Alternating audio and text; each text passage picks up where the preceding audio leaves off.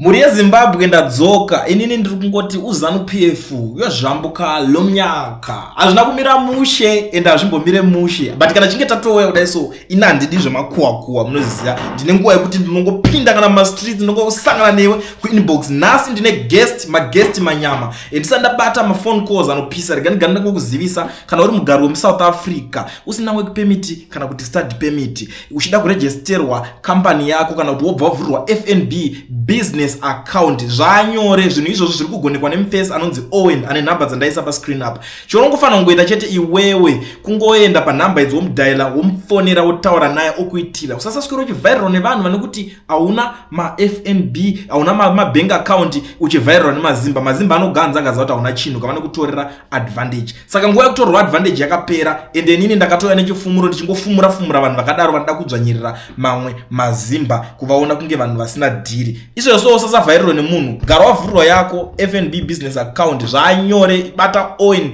ndokubasa kwake aiwa sanganai neNigirikini program chirongwa chanhasi munzwe kuti zvakamira sei. Good evening Mr. President.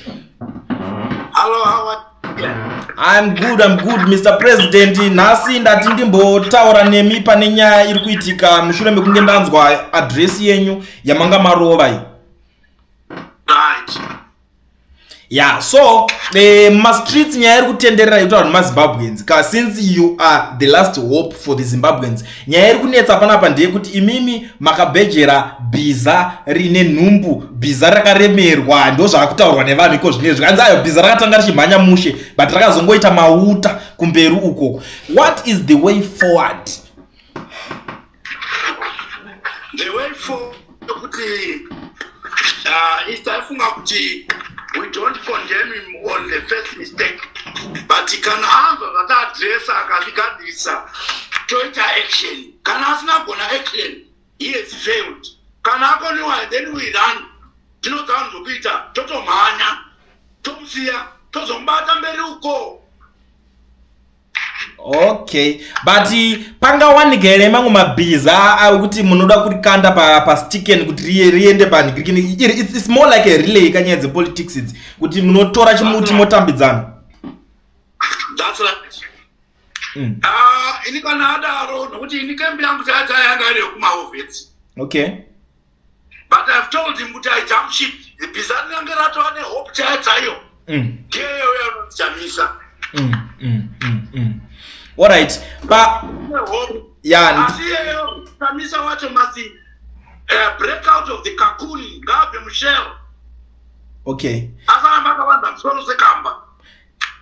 Ndikupanzwa Mr. President, but kana makaterera address yakaitwa namudhara Geza nezuro akati kune mamwe opposition leaders vasiri kuda kubatana neNigirikini apa tingati ndiana irifewa kwazviri hamusi kuona here kuti ndichamisa wacho ari kutaurwa nezvake apa kuti kune mamwe opposition leaders because katuta nyaya opposition leaders we can't talk about Douglas Monzora, we can't talk about Ana Kupe and other guys kana kuti Ana Wishman Nguba tichitaura nezvachamisa kana tiri panyaya dzakadai so dziri serious but ari kunzi akaNigirikini kune opposition leaders ari kuramba saka pani pakuti kwase ndozvandomurambidza izvo zvokutendeka chinhu nezvigunwe 5 the whole palm yakatendeka kudayo asi unoti chigunwe chakatendeka ndechipi.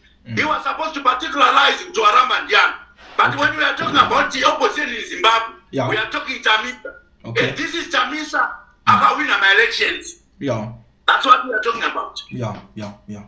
Akadzvinyirirwa ndevatinoti iwe akangotaura nhasi kuti vanhu ngapia zvakati and that man is a lawyer.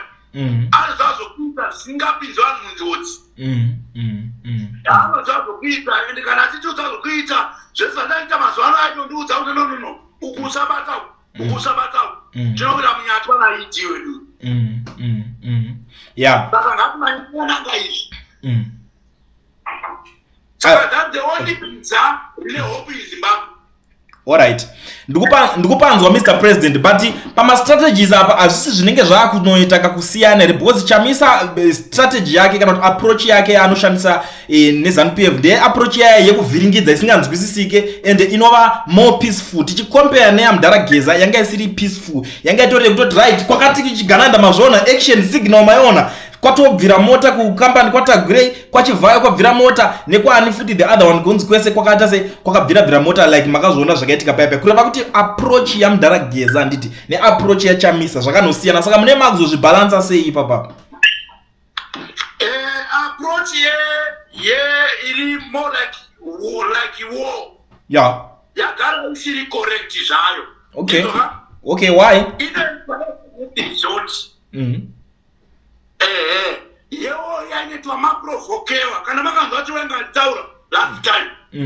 Payo dachadressa nyaya dzamugabariri ma-other uniformed forces, if you provoke us, we will reply with equal force. Wakamuzwa taura kuti wenga? Yeah, ndakapanzwa.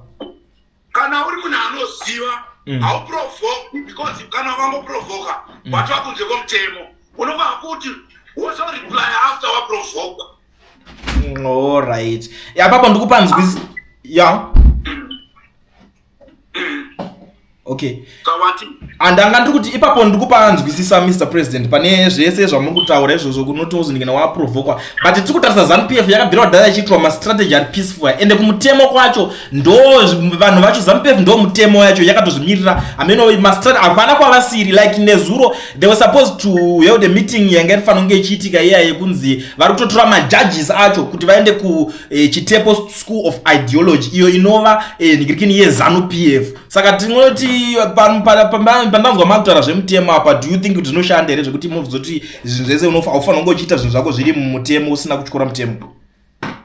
Handimona zvanga vachiita vanhu veZANU-PF vanoti kana mukaita mastay away namasection vanhu vavo mukati menyu vobva vatanga kuita sokuprovoka kuti mukonzi mese muri vanhu varikuita zviri kunze komutemo izvo ndotatavavateya kuti vanhu vavo ivavo tonotanga action ipapo tichotanga navanhu vave vavo tichovarega kuti vatiprovoka ndozvataida kuita saka that's the way forward. Kana zvokuti Judicial Service Commission inofanira kunge iri an independent body yotopinzwa chikoro kuchitebwa ideology chikoro chokuti idzidziswe yatoti propaganda yeZANU-PF hazvisi correct because these people must be independent and impartial.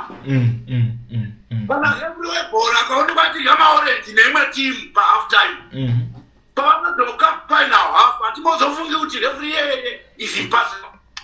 Alright, ichokwadi ipapo ndikupanzwa zvangu Mr President pamuri kutaura but tiri kutarisa pane nyaya iyi iko zvinezvi hatisi nguva yema-elections ka yekuti tingati zvinhu zvinoda kuitwa peaceful panenge pakufambiswa sei because makapinda bhiza renyu richitanga kupinda risati rane mauta risati raneta like zvaibva kuitika apa izvi bhiza renyu ranga richimhanya chaizvo richitaura kuti zvoni munhu angagwa nezvigananda zvake ngavatogadzirira kuita sei kutiza ngavatogadzirira kuenda chaiko handiti saka pastrategy dzezvo zvine zvakufambiswa sei because makutaura zvekuti peaceful and the only peaceful way yekusolva zvinhu izvi ka panenge tinenge tatodzokera futi kuma-elections apa hatisi nguva yema-elections pachitori nemakore kuti tisvike panguva yema-elections.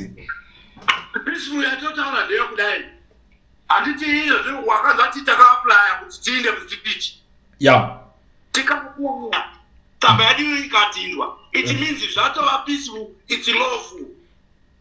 Kana ivo vakazouya mukati medu tamuzicho adzama kuda kuti pisamu haipapo ndopotopedza navo kana titaura nemutemo waitaurwa nadhati waitonga vana Moses topedza navo meri mupi ipapo.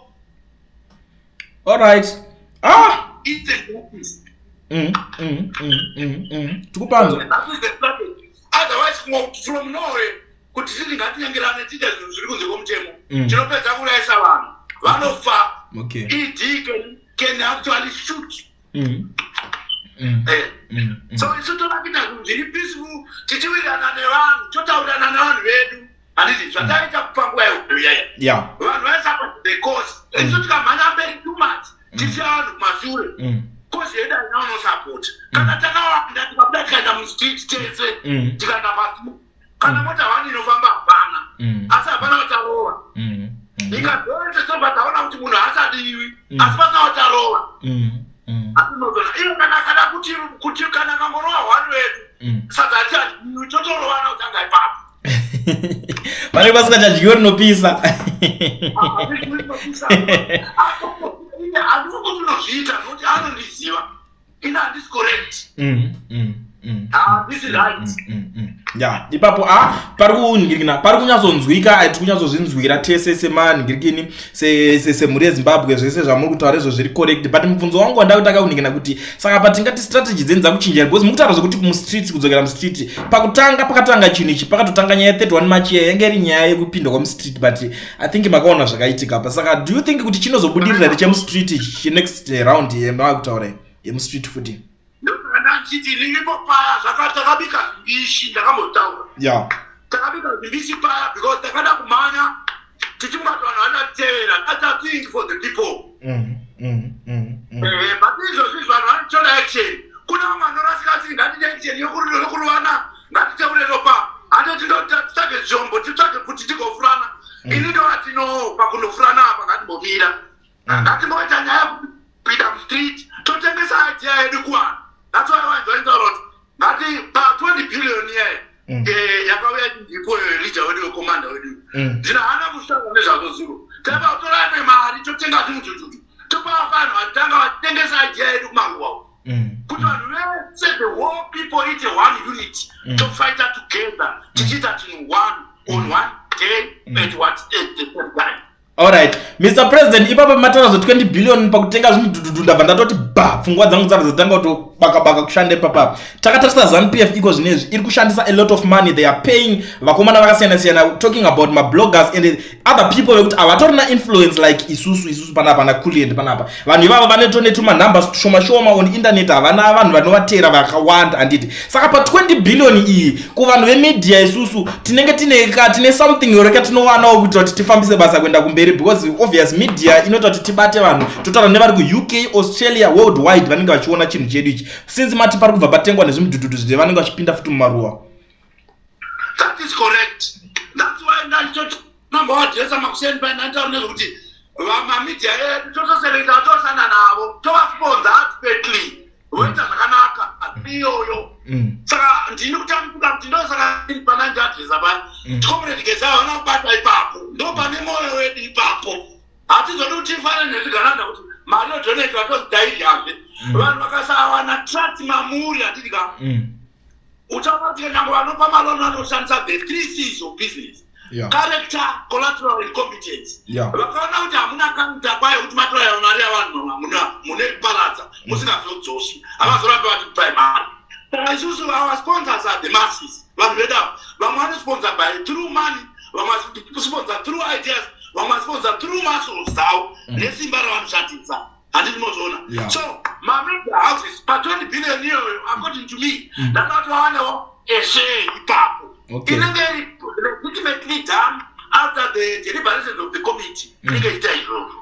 Okay. Ava pari kunzwika manyatsopa jekesa tachatsopanzwisisa pandanzwa makutaura wedre kuti accountability ndangonzwa wedre accountability nenge ticharangoti pfei papapa pane vafana venyu varibo mu the same revolution iyoyi yegeza revolution vakambenge vakuramba nyaya dza accountability handisi takuda kungofighta ndanda kutoshaya kuti ipapo munotiwo kudini apo I think nyaya yatakamboitaura vanga vakuti ivo mari dzese dzine dzadonetwa nevanhu hatisi kuda kuti vanhu vazoziva kuti zvakamira sei ipapo munotiwo kudii panoonekwawo sei ipapo.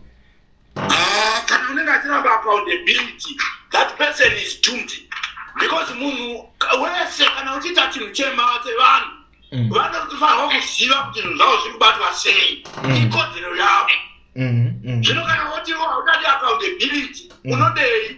That's why tichiramba regime iripo hatisi kuziva kuti mari yedu yaenda kureserve ngizvozvi mari gozi yavako yakawanda sei inochengetwa nani ichichengeterwa pa the whole country haisi kuziva maminerals vanalipe mari obuda achina nekwana mutareko achibudiswa nepamabhodhi apo achida kundounganidzwa kutabomo kunyanza uko handiti vanhu havasi kuziva kuti ndeani lithium iyoyo inoenda kupi government inowanei pazviri handinozvona saka napana accountability that's why titi pasi neregime. ndikupanzwisisa Mr. President now ndakuita ndichitarisa comment section yenhingirikini redu raira riri live yeaddress yenyu yange sete yapera ichiripo premier live people are still watching it right now. Pana umwe ari kubvunza ari kutaurawo panapa ndingati I don't think kuti it's a question kana ari kutaura ari kuti hanzi Geza ari kushanda naED uyo ave kuti itisa zvinhu zvisiko munotiwo kudii nenyaya iyoyi zvikutaurwa nemunhu uyu in the comment section. Yeah, let me answer that one adequately. Okay. To be honest, izvo zvigeza naiti havashandi vese ask me ndaiva kukhembya maovhets andinozvazvoriva ndikunzwa nevashanda vese asati ambondosvika achipisa imba yake yageza geza neizvo achifamba ari echiwiru handiti they are hunting him, to be honest with you. That's why tida kutsvakwa a way yokutoti aiya acho free tisi tamusunungura unosunungurwa navanhu vanonzi mamassive koteye pachake hangazvigoni akaita zvokutamba atinati zvatinoda unoparadzwa nedhuu the only door yaanobuda nayo is through the mass yavanhu munyika muno vanhu vakaita together vakaekta zvatinoda zvinoita kuti tisunungure regime itonerwe power inde kuna vamwe vanhu zviri pamutemo Geza wapona nyoka yemabhunu wapona tikasadaro vari mukati memukanwa mengwena izvozvi rinotsenga rinotsenga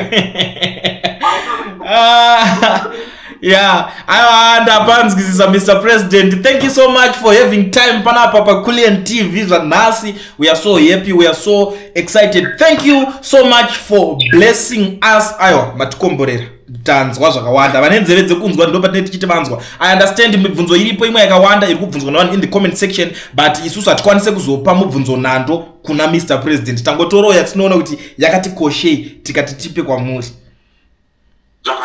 Thank you very much. Thank you. Mova neusiku wakanaka. Okay, thank you. Sharp. That was Nyatsimbamutota muri yeZimbabwe. Sakutaura kwandiri kuzviita nyaya kufambira nyaya kuweka nyaya kunge mates ZANU-PF ichizvambuka lomnyaka.